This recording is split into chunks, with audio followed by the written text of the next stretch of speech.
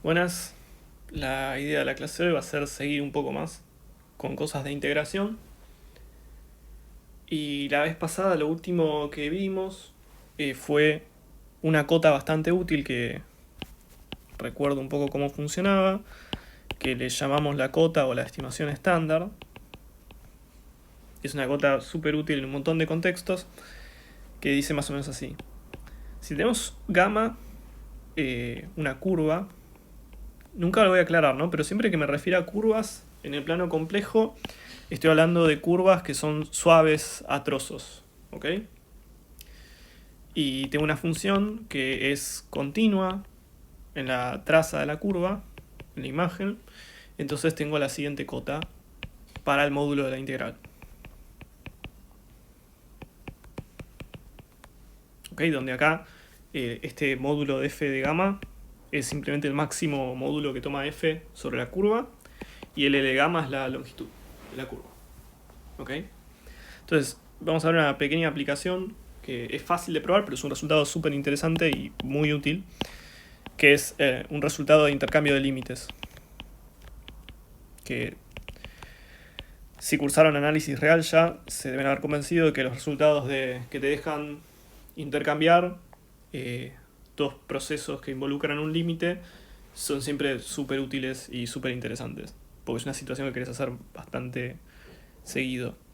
Entonces lo que dice esto es que si ahora tengo de nuevo gamma, es una curva en el plano complejo, y tenés una sucesión de funciones continuas definidas en la traza de la curva, y sabés además que esta sucesión de funciones continuas converge uniformemente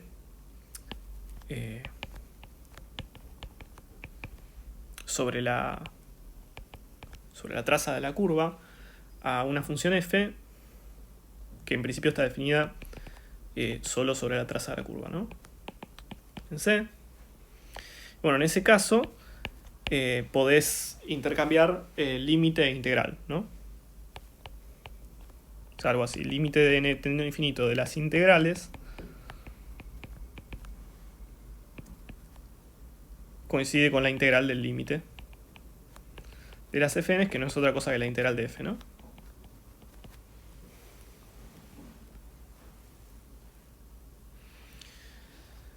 Insisto, esto vamos a ver ahora que usando la cota estándar probar esto es muy sencillo, pero no quiero dejar de remarcar que este resultado es súper importante y súper útil.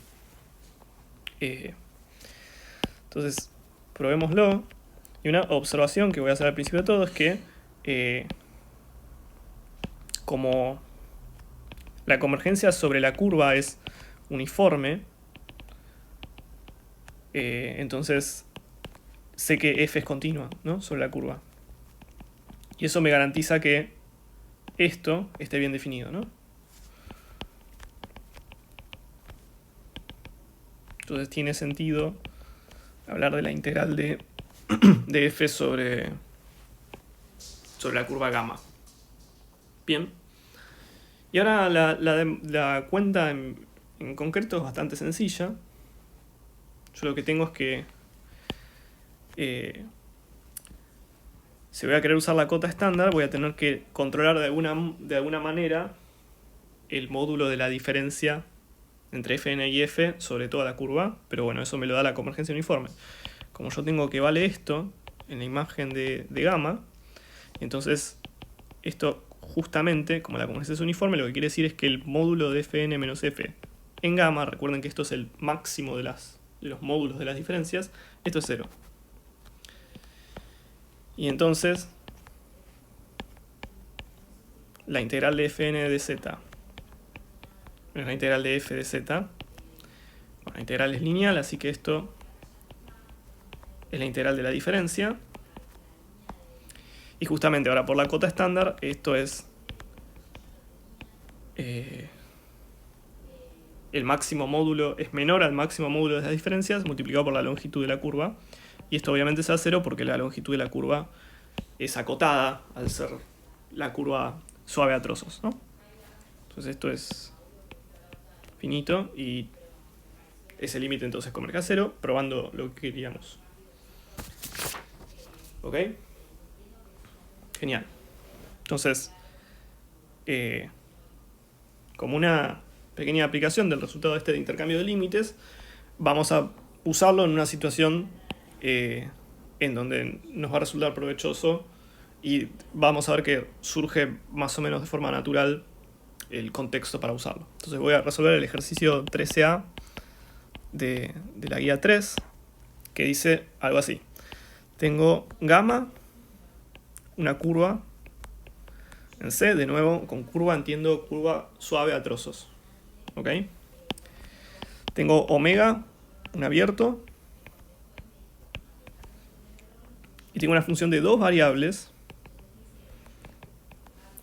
que sale de la traza de la imagen, de la traza de gamma por omega a valores complejos, y esto va a decir que es continua. Fíjense que en principio, para decir que esto sea continuo hay que poner alguna métrica sobre este producto, pero bueno, la imagen de gamma cae en C, omega está en C también, así que todo esto, si quieren, es un subconjunto de C2, y pueden poner la métrica estándar sobre C2 y tomar la métrica de subespacio sobre este producto, así que tiene sentido decir que sea continuo.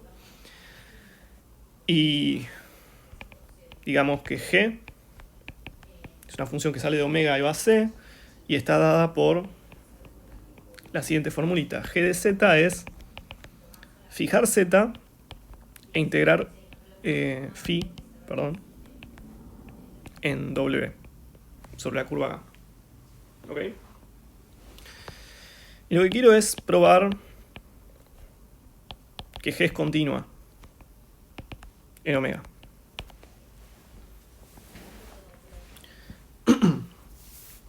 Ok. Entonces, bien.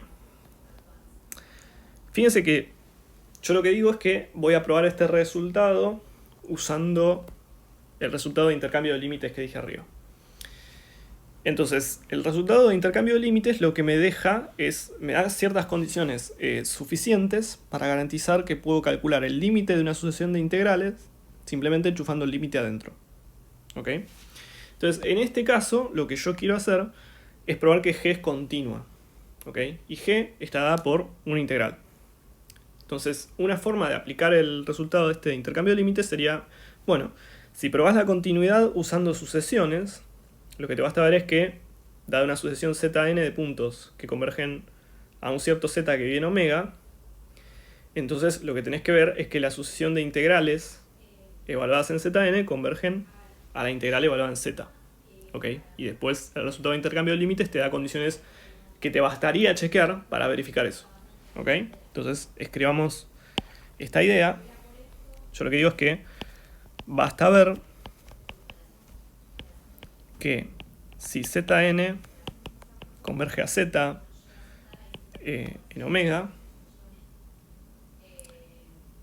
lo que quiero decir con esta, estoy escribiendo un poco desprolijamente, pero lo que quiero decir es que tanto el Zn como tanto los Zns como el Z son puntos de omega. ¿De acuerdo? Entonces lo que quiero ver es que en ese caso G de Zn converge a G de Z. ¿Ok? Y por definición G de Zn es la integral de phi en W Zn de W, y esto por definición es la integral de phi WZ de Z. De W, perdón. Ok. Bien. Entonces, fíjense, justamente esto no es otra cosa que la integral del límite, ¿no? El límite cuando n tiende a infinito de phi de W de Zn. ¿Ok? Esto porque phi es continua en la segunda variable en particular. Buenísimo, entonces estoy justamente en el contexto de recién. Entonces, una forma de probar que este límite funciona de la manera que estamos diciendo es, entonces, basta ver que... Y bueno, las condiciones que daba el teorema de intercambio de límites me dicen que lo que tengo que verificar es que esta sucesión de funciones, como funciones de W, convergen uniforme a esta función. Y eso dentro de la traza de la curva gamma. ¿Ok? Entonces lo que debería haber es que phi lugar zn, que esto converge uniforme a phi lugar z. Y esto debería verlo en la imagen de gamma. ¿De acuerdo? Entonces, si tengo esto, la estimación estándar, el resultado de intercambio de límites, que es una consecuencia de la estimación estándar, me garantiza lo que quiero. Bueno, esto se puede hacer de varias formas. Voy a tratar de hacer una que es lo menos cuentosa posible, pero contemos un poquito de cuál sería la idea acá. Este es un ejercicio medio típico de avanzado.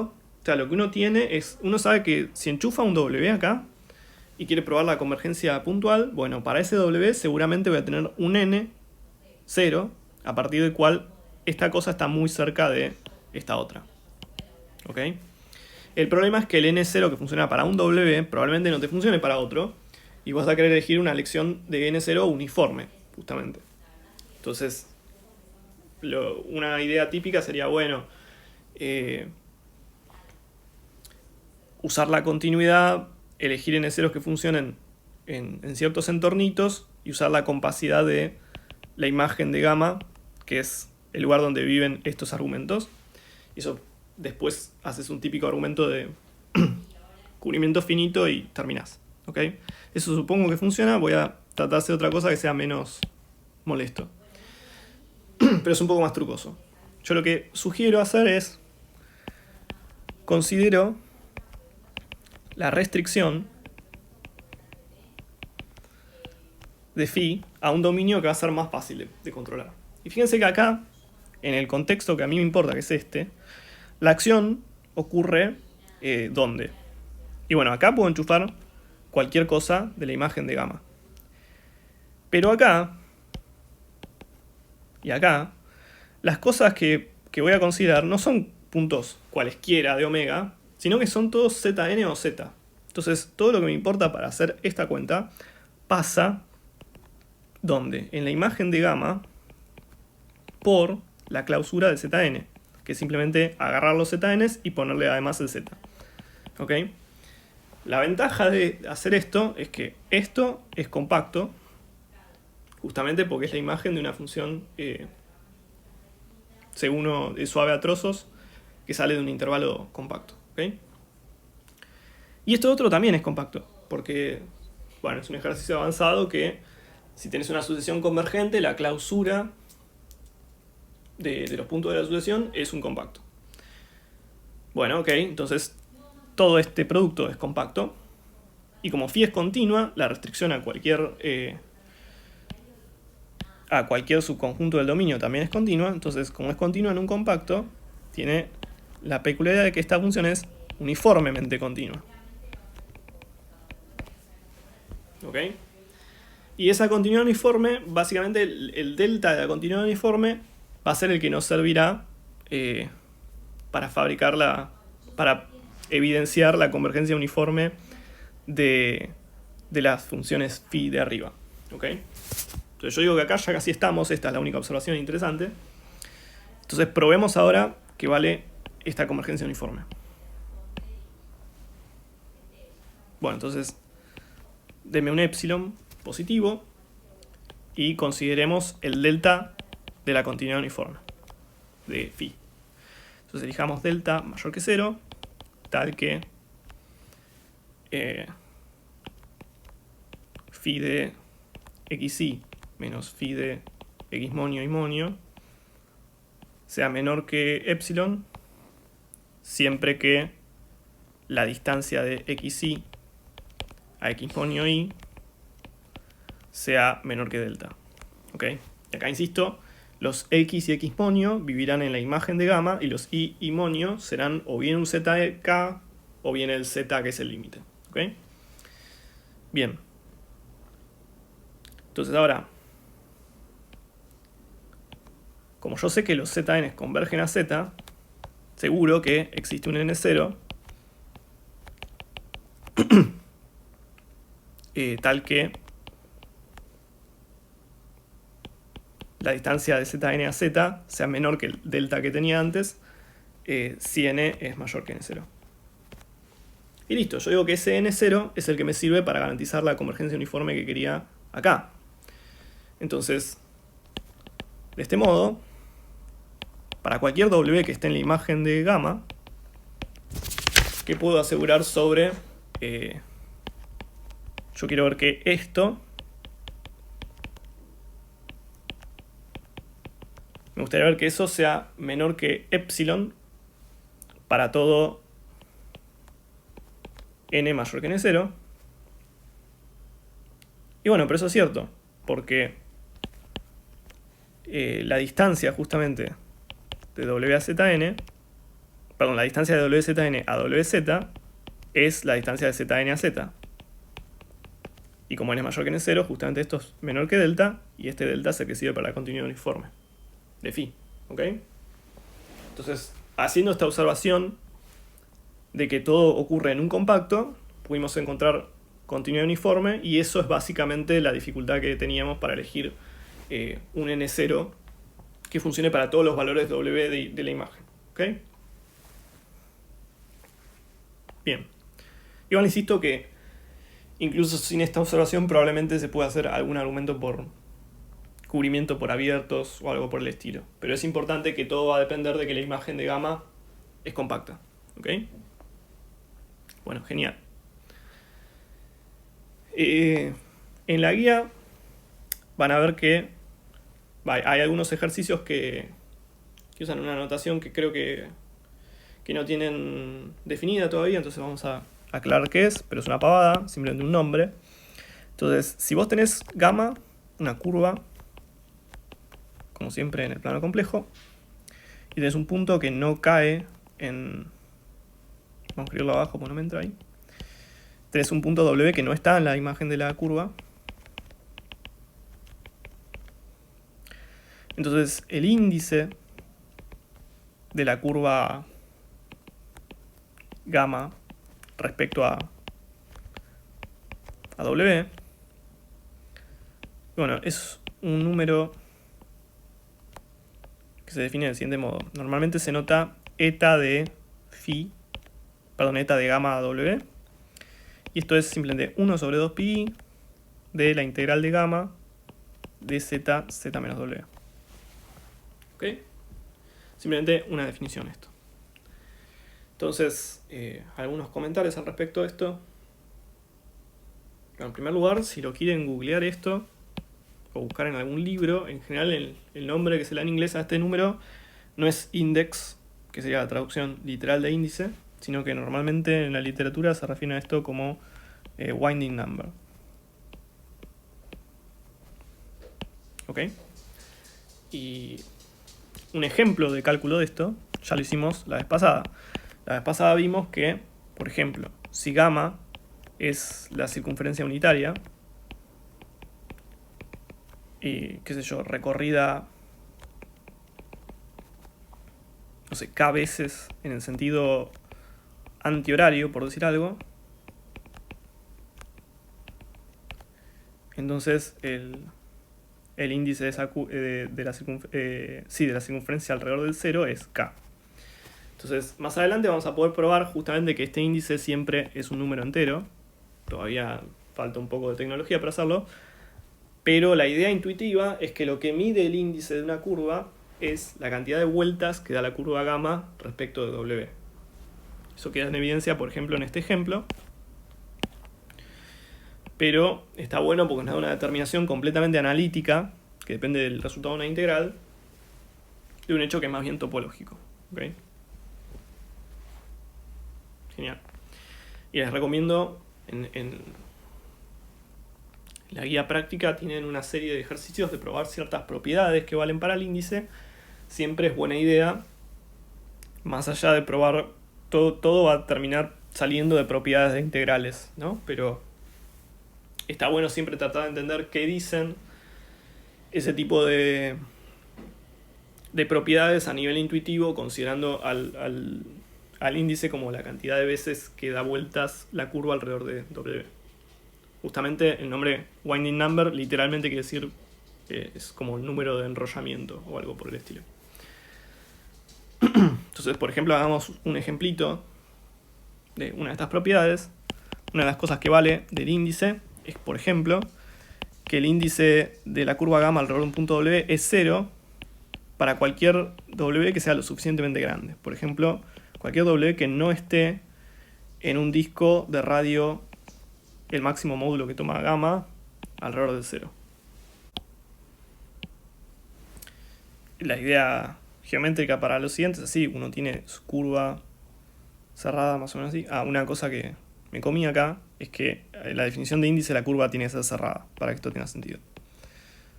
¿Ok? Entonces la curva hace una cosa así. Lo que estoy diciendo es que ponerle que el 0 esté por algún lado acá, por decir algo. Entonces este disco es, uno toma el punto de módulo máximo de la curva, que será ese, por ejemplo, y uno traza el disco con ese radio, que es una cosa más o menos así. Ponele.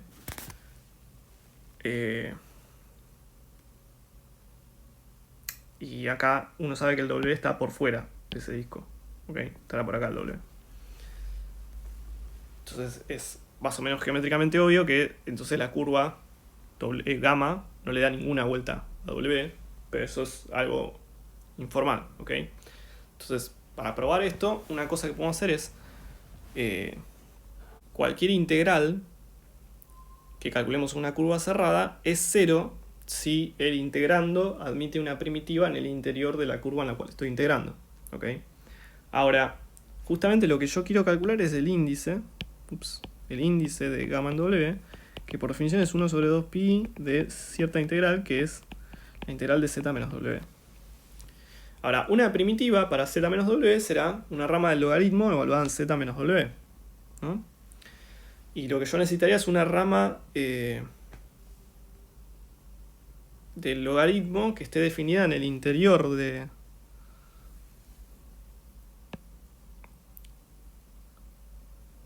la curva gamma, que será esto.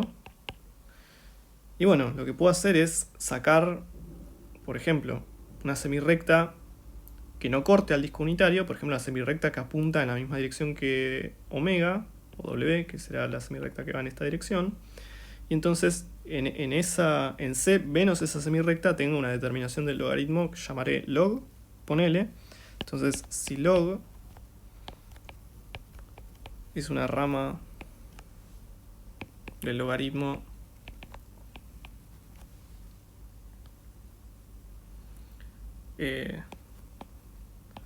definida en, digamos, C menos la semirrecta que une al 0 con W. Digamos, semirrecta que une 0 con W y sigue hasta el infinito, digamos. Entonces puedo considerar logaritmo de z menos W, y esto es una primitiva.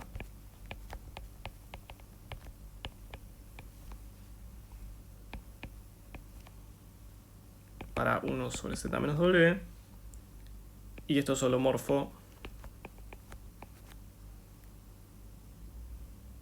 en el interior de gamma. Una observación medio general que te deja calcular índices para curvas medianamente razonables geométricamente es la siguiente. Lo voy a hacer en un ejemplo, pero es una observación que funciona bastante en general. Suponete que gamma es, por ejemplo, es un óvalo recorrido, digamos, antihorariamente, y que el 0 está en el interior.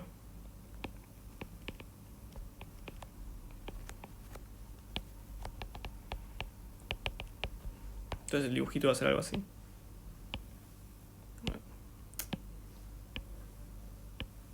Ponele, ¿ok? Hagan de cuenta que es un óvalo eso. Entonces yo estoy diciendo que lo estoy recorriendo en este sentido. Bien, y el 0 anda por acá. Entonces me gustaría dar, sin hacer demasiada cuenta, un valor para este índice. Y mi intuición de que es la cantidad de vueltas me dice que esto es 1. Hay una cosa que no dije cuando digo cantidad de vueltas, es que es cantidad de vueltas con signo, dependiendo de si la orientación es antihoraria u horaria, ¿no? El índice lo que mide moralmente es la cantidad de vueltas que uno hace en total en sentido antihorario. Y si las está haciendo en sentido horario, le pones un signo. ¿Ok? Entonces, si lo hiciera en el sentido opuesto, sería -1. Bien. Entonces, me gustaría ver que ese índice es 1. Entonces, una cosa que podemos hacer es, ya determinamos que el índice para circunferencias centradas en el 0 lo tenemos. O sea, ya tenemos probado formalmente que si acá, en vez de tener un óvalo, tuviéramos una circunferencia, la voy a dibujar justamente tocando los extremos del óvalo, algo así, ponele. Que hagan de cuenta que eso es una circunferencia que es exactamente tangente al óvalo, entonces toca al óvalo en estos dos puntos nada más, acá y acá.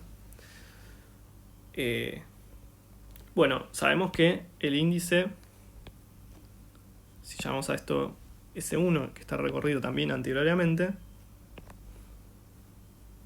pongámoslo S1 más para indicar la orientación antihoraria. Entonces sabemos que esto es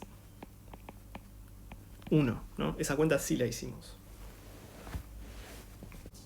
Entonces lo que voy a tratar de hacer para calcular esto es hacer un argumento tipo los que se hacen en análisis 2 del estilo de Green. Por lo siguiente, yo digo que para calcular la integral que me sirve, en este caso la integral que me interesa es algo así, ¿no? Esto en el óvalo.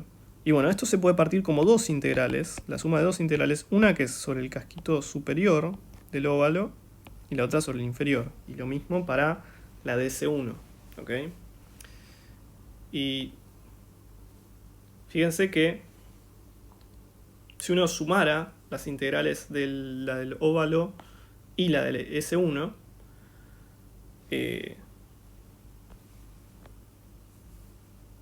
o sea, si uno hace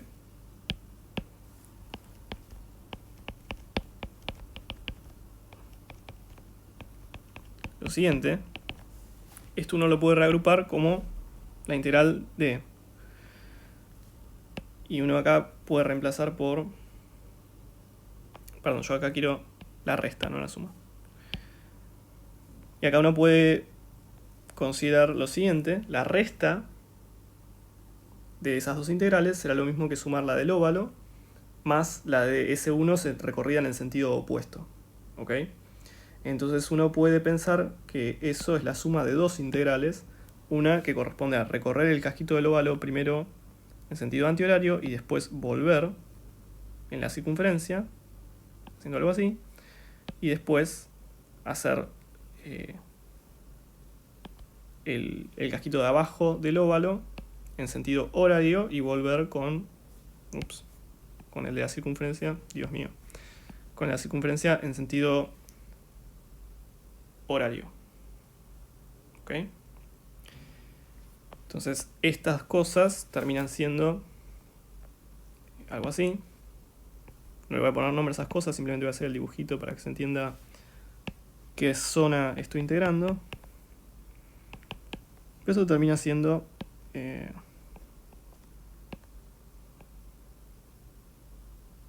acá tengo este sentido mal, ¿no? Esto es así.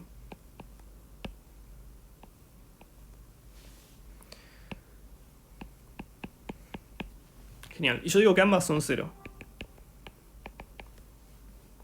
Y eso es fácil, es simplemente porque en el interior de tanto de esta curva como de esta curva, 1 sobre z tiene una primitiva, porque justamente hay ramas de logaritmo definidas en el interior de esas. Por ejemplo, si sacás para esta, si 0 anda por acá, sacás esta semirrecta y listo.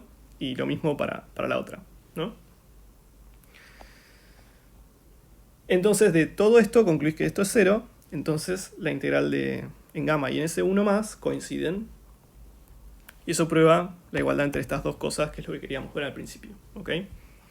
Entonces una idea bastante general, que funciona para cualquier curva que tenga alguna descripción geométrica más o menos amigable, consiste en lo siguiente, es justamente las curvas en las cuales es muy fácil determinar el índice son los círculos. ¿Ok? Y después, si uno tiene una curva que es más complicada, pero dentro de todo de una descripción geométrica amigable, uno puede encerrarla en un círculo, trazar algunos segmentos y, por ejemplo, y determinar que las regiones que quedan encerradas son de integral cero, y eso te permite reescribir la integral que te conviene en la curva rara a partir de integrales en el círculo. Es una cuestión de